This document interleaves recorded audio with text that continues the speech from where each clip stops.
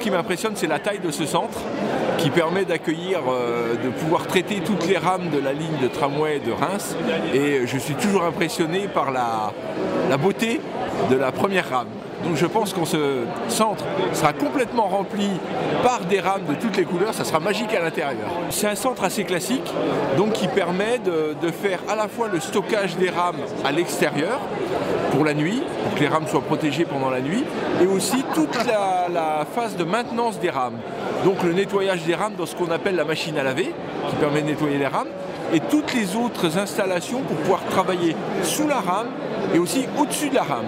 C'est pour ça qu'il y a pas mal d'installations qui sont en hauteur, parce que la plupart des équipements d'une rame de tramway sont sur le toit.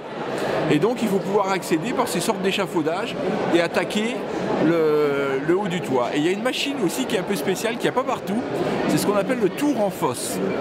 C'est un tour, donc un tour, la machine industrielle, le tour, qui est dans une fosse et qui permet de reprofiler les roues.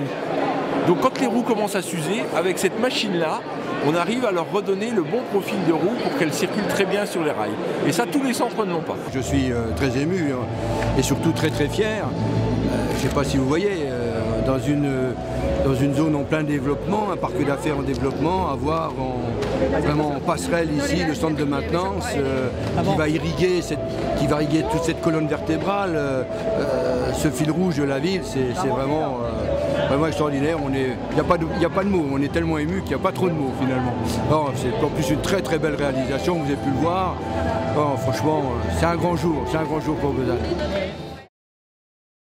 Invest in Reims.